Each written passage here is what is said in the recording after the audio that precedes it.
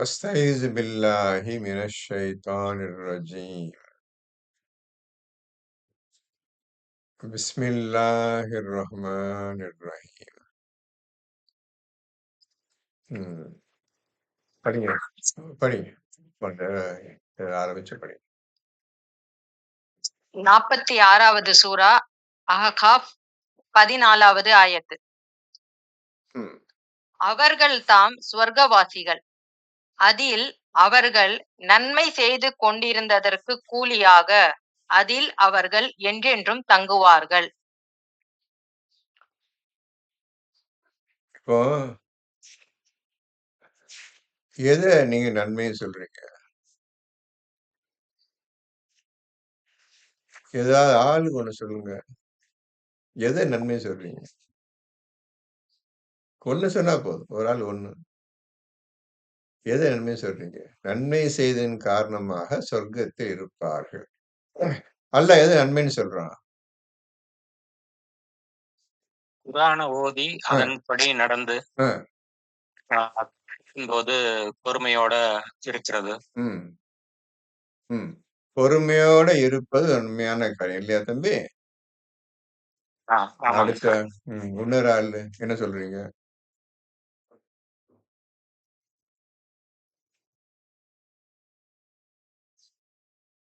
இப்போ நன்மையான காரியம் கேட்டா உத உத ஓதிட்டு வர்றீங்க. கடகடன்னு 20, 30 சொல்லிருக்கலாமே. ஏன் இவ்வளவு தயக்கம்? சின்ன இவ்வளவு தயக்கம் எதுக்குமா தம்பி? எதுக்கு தயக்கம்? அழகா சொல்லிருக்கலாமே. சரி. படிங்க, அடுத்தது படிங்க. 15வது ஆயத்து. ம். மனிதன் தன் பெற்றோருக்கு நன்மை செய்யும்படி உபதேசம் செய்தோம். ஆ, மனிதனுக்கு அல்லாஹ் சொல்லுகின்றான், தன் பெற்றோருக்கு உதவி செய்யும்படி நாம் மனிதனுக்கு சொல்லியிருந்தோம். யாருக்கு சொல்லியிருந்தான்? யாருக்கு சொல்லியிருந்தான்? மு ப மனி மனிதர்களுக்கு. மனிதன் போட்டிருக்குது அரபில. அப்ப செக் பண்ணிருங்க. ஆமா காக்கா, ஆமா ஆ, காக்கா. மனிதன் தான். எல்லாரும் செக் பண்ணிருங்க. மனிதர்களுக்கு அல்லாஹ் உபதேசம் செய்கின்றான். தன்னுடைய பெற்றோர்களுக்கு உதவி செய்யுங்கள் என்று கூறியிருக்கின்றான். பெற்றோர்கள். அப்போ ரசூல் மக்களுக்கு உபதேசம் செய்யும் பொழுது இந்த விஷயத்தை சொல்லுகின்றார்கள். இது மனிதனுக்கே உரித்தான செயல். மூமின்களுக்கு, முத்தகீன்களுக்கு, ஈமான் கொண்டவர்கள் பேச்சே கிடையாது. மனிதர்களை பார்த்து, ஒட்டுமொத்த மனிதர்கள் பார்த்து, உலகத்தில் வாழும் மனிதர்களுக்கு அனைவருக்கும் சொல்லுகின்றான். இன்னைக்கு அதை தான் சொல்லுகிறான். பெற்றோருக்கு உதவி செய்யுங்கள்.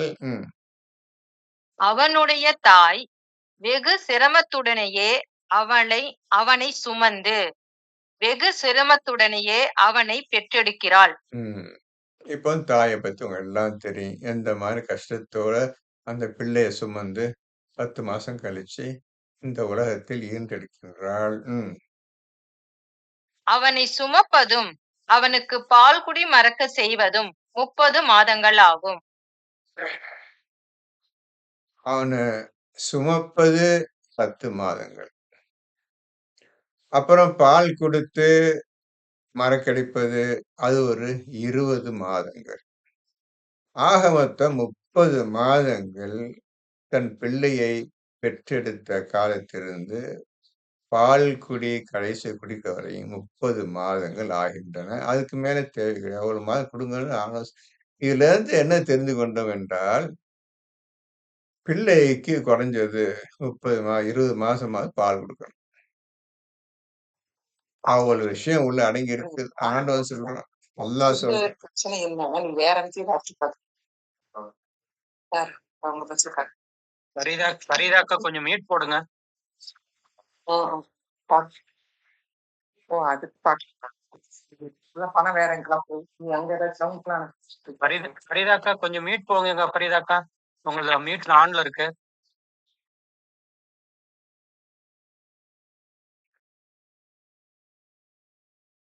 இப்போ பிள்ளைக்கு பால் கொடுப்பது 20 மாதங்கள் கொடுத்தே தீர வேண்டும் என்று ஆகிவிட்டது.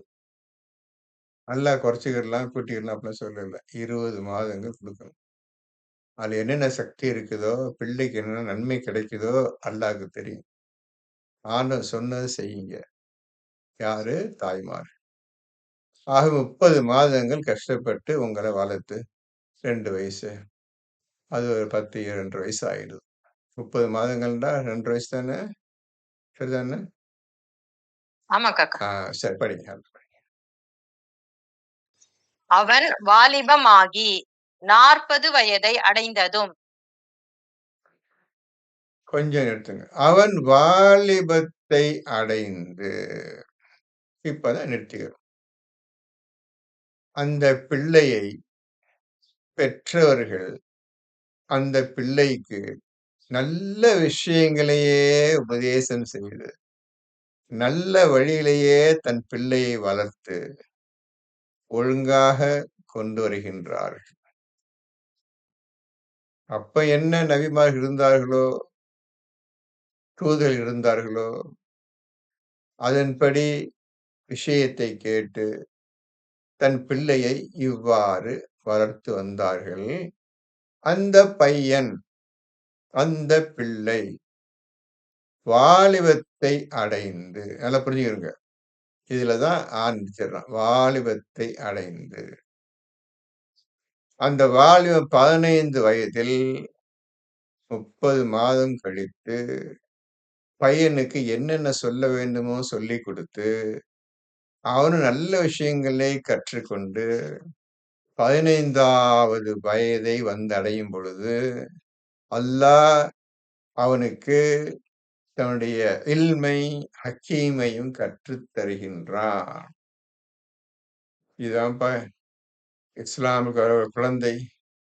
யாருக்கு அல்லாஹ்வுடைய ஞானமும், கல்வியும் கிடைக்கின்றதோ, எப்படிப்பட்டவர்கள் என்பதை பிறந்த நாளிலிருந்து 15 வயது வரை எந்த குறையும் இல்லாமல் இஸ்லாத்தையும், அல்லாஹையும், ரசூலையும் உண்மையைப் பற்றி போதனை செய்து, அவனும் அதன்படியே தன் தாய் தந்தர்கள் வழிகாட்டியபடியே இந்த ஊருலகத்தின் பக்கம் போய்விடாமல் தன்னை காத்துக் கொண்டும் வளர்ந்து கொண்டு வருகின்றானோ, அவனுக்கு அவன் வாலிபத்தை அடைந்த பொழுது கல்வியையும், ஞானத்தையும் அளிக்கின்றான். இது குர்ஆன்ல இருக்குது.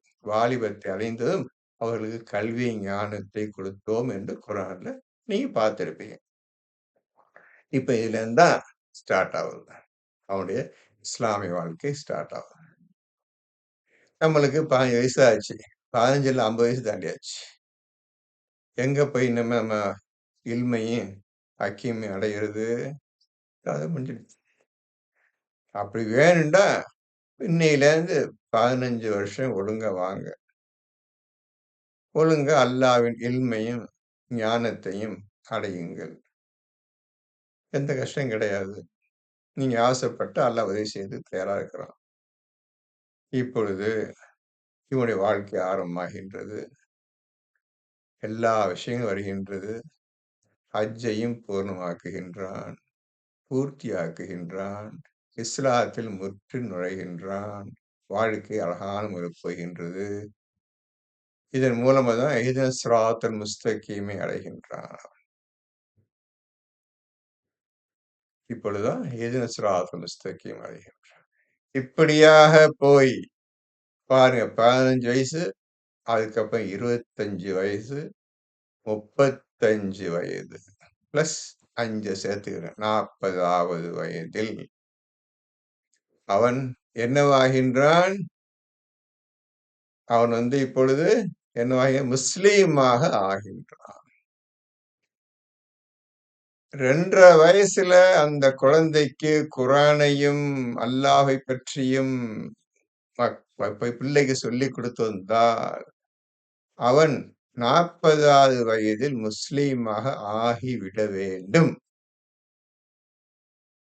2 1/2 வயசுல உங்களை பெற்றவர்கள் உங்களுக்கு குர்ஆனை கற்றுக் கொடுத்து நேரான பாதையில் செலுத்தியிருந்தால், உங்களுடைய 15வது வயதில் நீங்கள் கல்வியையும், ஞானத்தையும் அடைந்திருப்பீர்கள் அல்லாஹ்விடமிருந்து. அதிலிருந்து தான் உங்களுடைய வாழ்க்கை ஆரம்பமாகின்றது. 40வது வயதில் நீங்கள் முஸ்லீமாக ஆகிவிடுகின்றீர்கள். 40வது வயது. ஆகவே முஸ்லீம் ஆகறதுக்குள்ள வழி என்ன? டைம் என்ன? இந்த மாரி வந்தா தான். 2 1/2 வயசுல குர்ஆன ஓதி வந்தால், ஒழுங்காக நடந்து கொண்டு வந்தால், 15 வயசுல இல்மை, ஹக்கீமை அடைந்து 40வது வயதில் நான் முஸ்லீமாக இருக்கின்றேன், உன்னையே நோக்கி இருக்கின்றேன் என்று அவன் கூறுவான். இப்பொழுது ஒழுங்கா புரிஞ்சுக்கிருங்க. ஒருத்தன் முஸ்லீம் ஆகறதுக்கு இந்த மாரி வந்தா 40வது வயசு முஸ்லீம் ஆயிரணும். இப்ராஹிம் நபி எப்ப முஸ்லீம் ஆனார்ன்னு உங்களுக்கு தெரியும். அவர் 40வது வயசுல முஸ்லீம் ஆயிரல. முதல் பிள்ளையே வயசான காலத்துல தான் பிறந்துச்சு.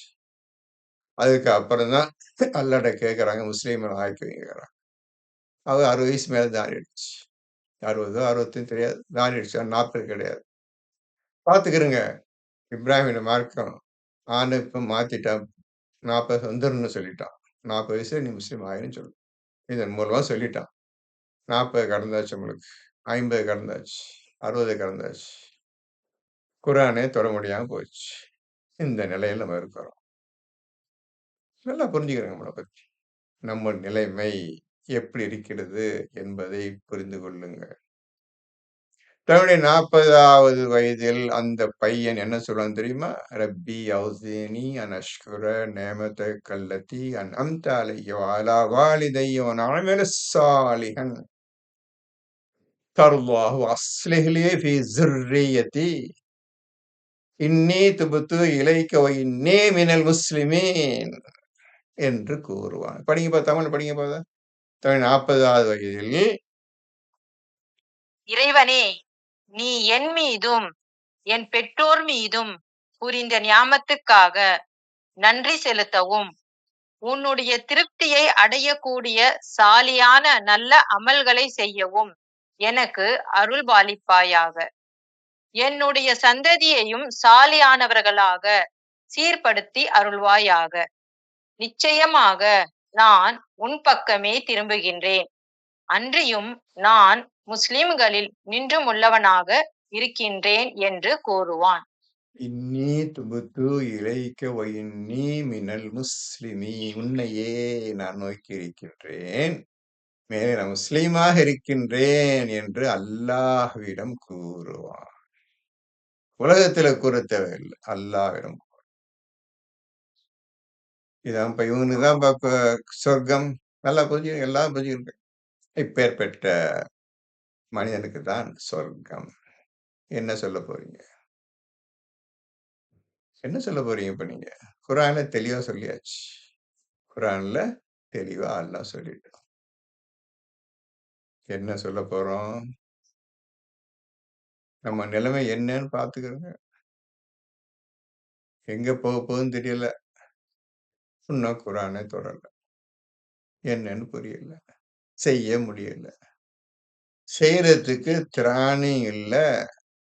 அது ஒழுங்கா செய்வதற்கு உண்டான வேலைகள் எந்தெந்த நேரத்தில் எதை எதெல்லாம் செய்ய வேண்டும் என்று அல்லாஹ் கட்டளையிட்டிருக்கின்றானோ, அந்த நேரத்த கூட நாம் கீப் அப் பண்றது கிடையாது. சர்வே பண்ண நேரத்துக்கு இந்த நேரம் பண்ணணுமே, இந்த வேலை இத செய்யணுமே கிடையாது. ஒரு வார்த்தை கூட வீண் பேச்சு வீட்ல இருக்கக்கூடாதுப்பா உங்க வீட்ல. வீண் பேச்சு இருக்கக்கூடாது. வீண் பேச்சு என்ன புரிஞ்சு எதெல்லாம் வீண் பேச்சு புரிஞ்சுக்கிருங்க. இரவும் பகலும், இரவிலும் பகலிலும் இடைவிடாமல் சொல்றானே, அதுக்கு என்ன அர்த்தம் அதுக்கு?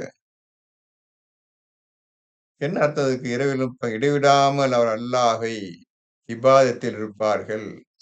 கலைத்து சளைத்துற மாட்டார்கள். அதுல டயர்ட் ஆயிற மாட்டாங்க. இப்ப என்னப்பா அது அர்த்தம்? அப்ப அத விட்டுட்டு ஊர் பேச்சு, உலகத்து பேச்சு எல்லாம் வீட்ல நடந்துட்டு இருக்குது. டெய்லி நடந்துட்டு இருக்குதே. கண்ண பார்த்துட்டு இருக்கிறீங்க. குர்ஆன் ஓதுறீங்க. வீட்ல என்ன இருக்கு? ஒவ்வொரு வீட்ல என்ன பேசுறீங்கன்னு உங்களுக்கு நல்லா தெரியுமே. இப்படி செய்ய முடியுமா? எப்ப முடியும்? நீங்க தூய்மையானா முடியும். நீங்க தூய்மையானா அந்த காரியம் செய்ய முடியும்.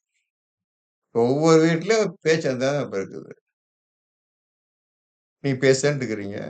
இப்ப தானே 1/2 மணி நேரத்துக்கு முன்னால குரான் ஓதணும். அதன்படி எங்க நடந்துக்கிறோம், பேசுறோம். அது மாரி இல்லை, பயம் இல்லையே!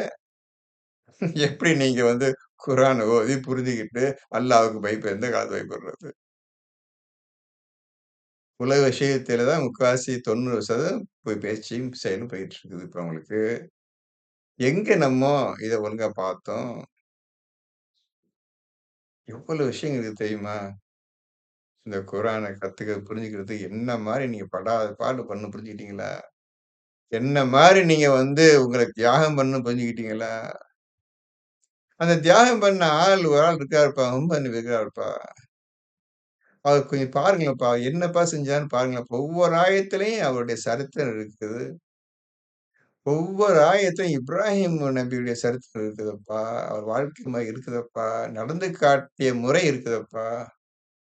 அதையாவது தோண்டி எடுத்து இந்த மாரி இருந்துகிறாரே இவரு. இந்த விஷயத்த இந்த மாரி இருந்துகிறாரே. நம்ம இல்லையே, இல்லையே, இல்லையே, ஏன் இல்ல? அப்படியாவது நமக்குள்ளே நாம் கேள்வி கேட்டோமா? கேள்வி கேட்டிருந்தா பதில் வந்திருக்கும். கேள்வி கேட்பதற்கு நம்மளுக்கு பயமா இருக்குது. கேட்டா அது நடக்கணுமே. பேசாம போகட்டும் இப்படி இப்படி ஓதிட்டே போவோம். இப்படி டைம் பாஸ் பண்ணிட்டே போவோம்ன்னு போயிட்டு இருக்கு. நான் சொல்லிட்டேன். எனக்கும் சொல்லிக்கிறேன். கஷ்டப்படணும். மகத்தான கஷ்டம். எதுவுமே உருவமோ, எந்த விளக்கமோ, எதுவுமே சொல்லப்படாத ஒரு ஞானம் இருந்து அதுக்குதான்ப்பா ஞானம்னு சொல்றது. விளக்கத்த சொல்ல முடியாதுப்பா. இதுக்கு பேர் தான் ஞானம், ஹக்கீம்ன்னு பேருப்பா. அந்த ஹக்கீமுக்கு உருவம் கிடையாதுப்பா. ஆனா பார்க்க முடியாதுப்பா. ஹக்கீம் என்றால் அர்த்தம் சொல்றேன் கேட்டுக்கிறங்க. எந்த விளக்கத்தையோ, எந்த ஒரு அர்த்தத்தையோ எழுதியும் காட்ட முடியாது, பேசியும் காட்ட முடியாது.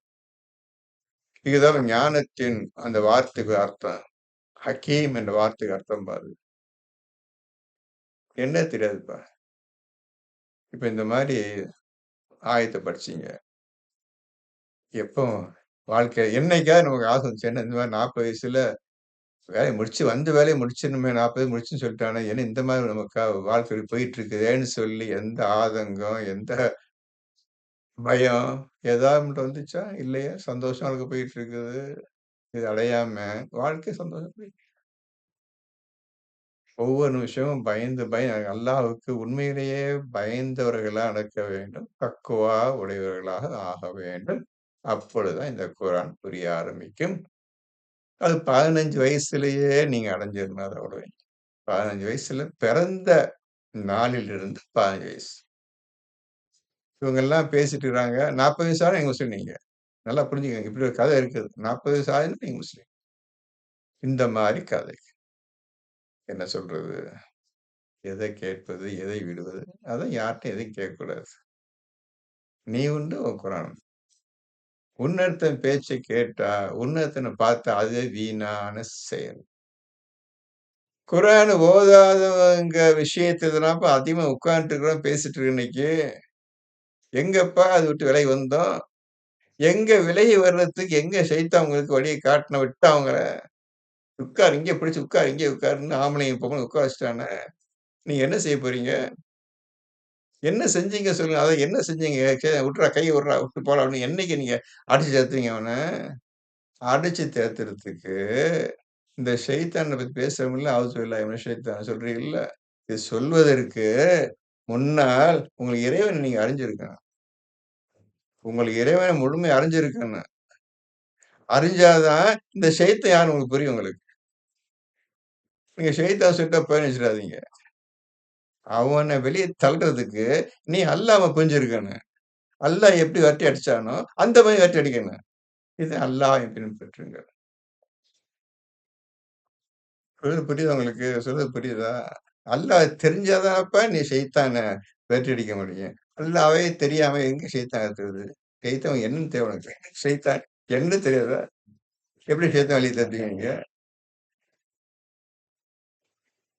எப்படி நீங்க ஷைத்தான் வழிய சொல்லுங்க? எப்படி ஷைத்தான் வழிய தட்டுவீங்க சொல்லுங்க பாப்போம்.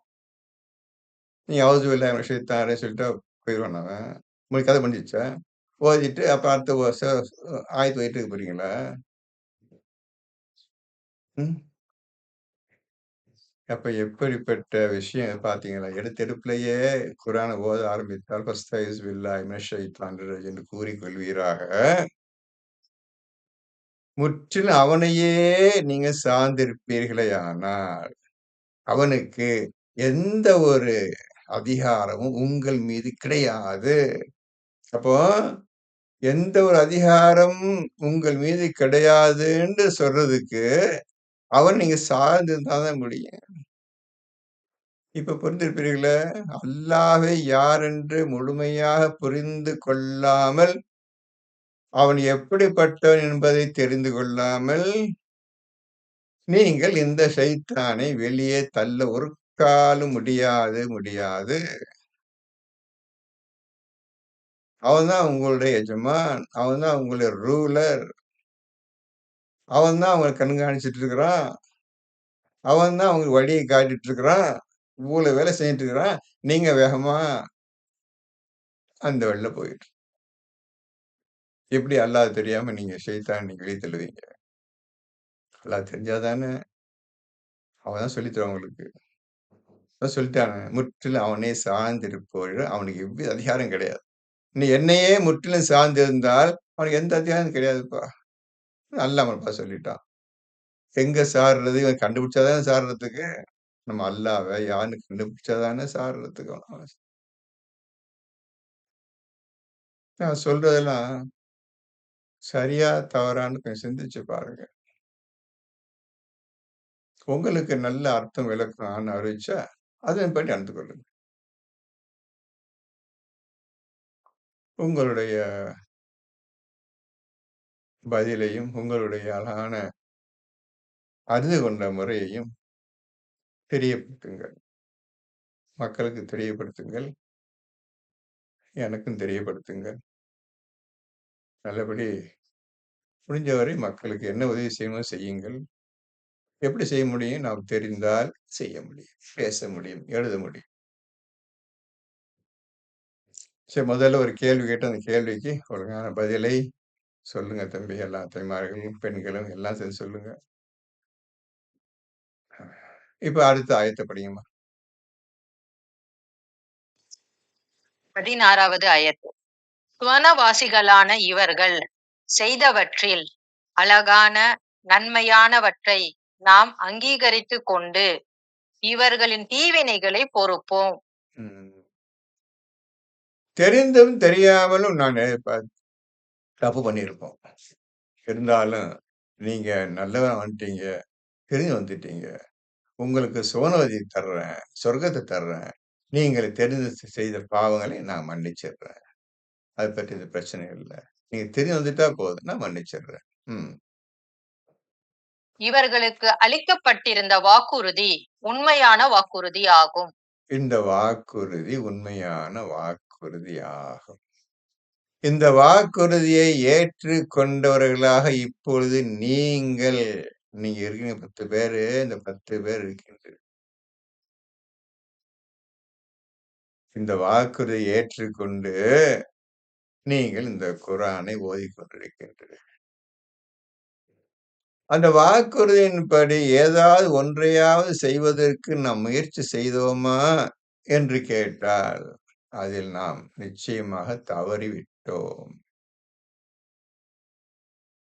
நீங்க செய்ய வேண்டியது, நாம் அனைவரும் செய்ய வேண்டியது, குர்ஆன் எடுத்துக்கொண்டவர்கள் செய்ய வேண்டிய காரியம் ஆரம்பத்திலேயே 2வது சூறாவுல அல்லாஹ் சொல்லிவிட்டான். இதை யாரு எந்த கஷ்டம் துன்பம் வந்தாலும் அல்லாஹ் சொல்லியபடி நான் இருப்பேன் என்று எந்த ஒரு ஆணோ, பெண்ணோ உறுதி கொண்டால், அவர்களுக்கு இந்த அல்லாஹ் சொன்ன சுவனபதி உண்டு. வாக்குறுதி. நல்லா புரிஞ்சுக்கிடுங்க. வாக்குறுதி. வாக்குறுதியை முறித்து விடுவதிலும், ஒன்றிணைக்கப்பட வேண்டும் என்பதை துண்டித்து விட்டார்கள் என்று அல்லாஹ் சொல்லுகின்றான். 2:27. நம்முடைய தலைவிதி அதுலதான் இருக்குது. 2வது சூறாவுல 27வது வசனத்துல நம்முடைய ஒவ்வொருடைய தலைவிதியும் இந்த ஆயத்தின்படிதான் இருக்கின்றது. இந்த ஆயத்து மாறப்போவதில்லை, மாற்றப் போவதில்லை. இதன்படி நடந்தே தீர வேண்டும். குர்ஆனை எடுத்தவர்கள் இதன் நடக்க முழு விவரத்தை அறிந்து கொண்டவர்கள். இதன்படிதான் நடப்பேன் என்று முடிவெடுத்தவர்கள். அல்லாஹ்விடம் வாக்குறுதி கொடுத்தவர்கள். நான் இதன்படிதான் நடப்பேன் யா அல்லாஹ். இதுக்கு நான் மாறு செய்ய மாட்டேன் என்று எந்த ஒரு மனிதன் வாக்குறுதி எடுத்து இதன் மேல் ஈமான் கொண்டு ஆசை கொண்டு குர்ஆன் எடுத்து ஓதுகின்றானோ அவன் எப்படிப்பட்டவனா இருக்க வேண்டும் என்றால் இப்ப 2:27 படிங்க. சொல்றான், எல்லாம் ஆசைப்பட்டு சொல்றான். ஆனா செய்வது கிடையாது என்று சொல்றான். படிங்கப்பா 2:27.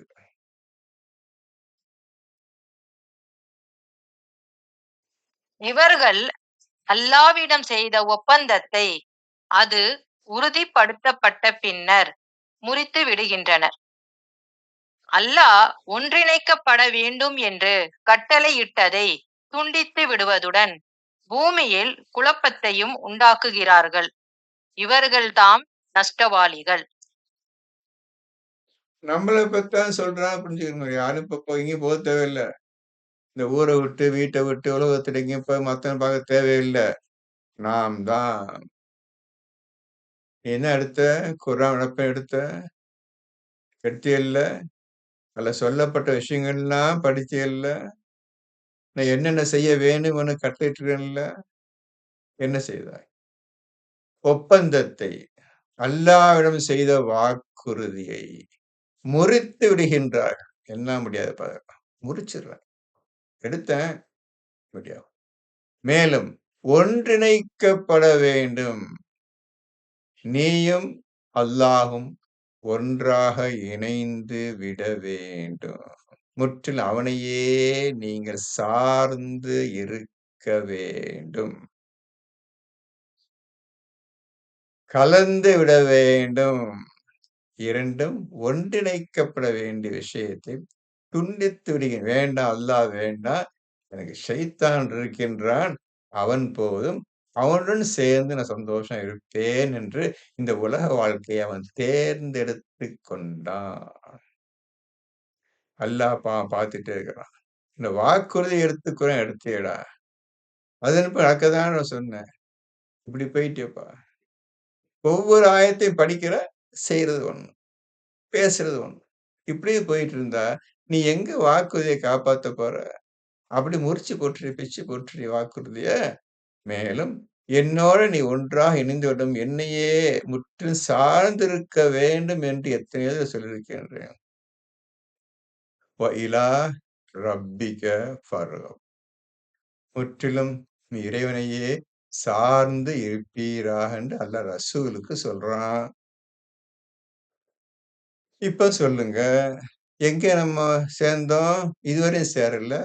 சேர்றதுக்கு உண்டான வழியில இன்னும் இறங்கல. நம்ம போயிடுச்சு. காலம் கடந்து போயிடுச்சு. துண்டித்து விட்டோம். நீ போயிரு. இந்த உலக வாழ்க்கையை நடத்தி கொண்டுகிட்டு இருக்கும் தலைவன் ஷைத்தான் இருக்கிறான். நான் அவனோட ஒன்னா சேர்ந்துக்கிறேன்னு சொல்லி அனைத்து மக்களும் ஷைத்தானோட ஒன்றாக இணைந்து விட்டார். இதான்பா 2:27. மேலும் உலகத்தில் குழப்பத்தை உண்டு பண்ணி கொண்டிருக்கின்றார். சொன்னேனே 9:107 பாருங்க, 9:108 பாருங்க. ரசூல் என்ன செய்கின்றார், அல்லாஹ் ரசூல் என்ன செய்கிறார் கண்ணால பார்த்தீங்க. ஆனா இவங்க நான் பள்ளிவாசல் கட்டுவேன், நல்லதுக்காக தான் கட்டுறேன், நன்மையை நாங்க செய்கிறோம், கெட்டதை தவிர கெட்டது நாங்க செய்ய, நல்லதை தவிர நான் கெட்டது செய்தது கிடையாது என்று மக்களை சொல்லி குழப்பத்தை ஏற்படுத்தி இன்னைக்கு உலகம் முழுவதும் ஜோர் அணிந்துட்டு இருக்கு. குழப்பத்திலேயே மிதந்து வாழ்ந்து கொண்டிருக்கின்ற மக்கள் நீங்க கண்ணால பார்த்துக்கிறீங்கப்பா, கண்ணால பார்த்துட்டு இருக்கிறீங்க. முக்கியமான இதான் தலைவிதி ஆரம்பிக்குது 2:27. இது எப்ப நிறைவேற்றுது? இதை நிறைவேற்றுவதற்கு தான் இப்ப படிச்சீங்கல்ல 40வது வயதில் நான் முஸ்லீமாக இருக்கிறேன் என்று கூறுவான். இவன் தான் வாக்குறுதியை நிறைவேற்றுவனும் முற்று அல்லாஹ்வையே நோக்கி இருப்பவனும் அல்லாஹ்வை நான் முஸ்லீமாக இருக்கிறேன் என்று கூறுபவன் இவன்தான். 2:27 படி. அல்லாஹ் சொல்லியதற்கு, இந்த மாரி செய்றாங்கன்னு சொன்னதுக்கு இல்ல. நான் எப்பொழுதும் உன்னையே நீ சொன்ன வாக்குறுதியின்படி நடப்பேன். உன்னோட இணைஞ்சு எப்போதும் ஐக்கியமாகறதுக்கு நான் விரும்புறேன். ஆகவே நான் முஸ்லீம் ஆகிவிட்டேன் என்று கூறுவான் தன் 40வது வயது. முக்கியமான விஷயம் பார்த்துட்டீங்க. 2:27 இதுல 15வது வசனம், 16வது வசனமா இது? 46ல 16 பார்த்துட்டீங்க. பார்த்துக்கிறங்க. நம்ம தலைவிதி 2 இருக்குப்பா. 46, 16 அண்ட் 2ல 27. தலைவிதி. என்ன செய்ய போறீங்க? நீங்களே யோசிச்சு முடிவெடுங்க. நல்லா ஒதுக்கிட்டு வாங்க. அல்லாஹ் நம்புங்க. நம்புறதுக்கு அல்லாஹ் யாருன்னு தெரிஞ்சுக்கிறங்க. அவன தெரிஞ்சுக்கிறதுக்கு நீங்க யாருன்னு புரிஞ்சுக்கிறங்க. நீங்க யாருன்னு புரிஞ்சுக்கிறங்க.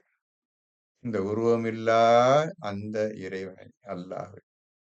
இந்த உருவம் உள்ள இந்த மனிதனை வைத்து உலகத்துக்கு அல்லாஹ் அறிவிக்கின்றான். அவர்தான் பேசப் போகின்றார். அல்லாஹ்வை பற்றி அவர்தான் பேசப் போகிற மனிதன் தான் பேசப் போறான். மகத்தான ஒரு பெரிய காரியம் இது. இந்த காரியம் எதற்காக ஏற்பட்டது? எதற்காக உங்களை படைத்தான் என்ற விஷயம் தனி விஷயம் அது. அத குர்ஆன ஒழுங்கா ஓதுவர்கள் நிச்சயம் கண்டுபிடிச்சுருவாங்க. இந்த விஷயத்துக்காக தான் இவன், இந்த விஷயத்துக்காக தான் மனிதன் தேவைப்பட்டுச்சு. எல்லாம் ஈஸியா கண்டுபிடிச்சிடலாம். ஓதுற முறைய நாம் ஒழுங்கா பின்பற்றுவோமானால், நிச்சயமாக எல்லாமே வெளிச்சத்துக்கு வந்துவிடும். இப்பொழுது அல்லாஹ்வுடைய நூர், அல்லாஹ்வுடைய வெளிச்சத்தில் நீங்க இருக்கின்றீர்கள். ஆக ஸிக்ர் செய்வர்களுக்கு அவன் ஆயத்துக்களை விவரிக்கின்றான், விளக்கம் அளிக்கின்றான். கத் ஃபஸ்ஸல்னல் ஆயாத்தி லிகௌமி யஸக்கரூன். கத் ஃபஸ்ஸல்னல் ஆயாத்தி லிகௌமி யஸக்கரூன். ஸிக்ர் செய்யும் மக்களுக்கு நாம் இவ்வாறு வசனங்களை விளக்கியிருக்கின்றோம் என்று அல்லாஹ் சொல்கிறான். பிஇஸ்னில்லாஹி அல்லாஹ்வின் கிருபையால் அடுத்த வாரம் மேலும் நல்ல விஷயங்களை அல்லாஹ் அறிவிப்பான். உங்களுக்கு நான் சொல்லுகின்றேன். அதனை பொறுத்திருங்கள். அல்ஹம்துலில்லாஹி ரப்பில் ஆலமீன். ஹஸ்புனல்லாஹ்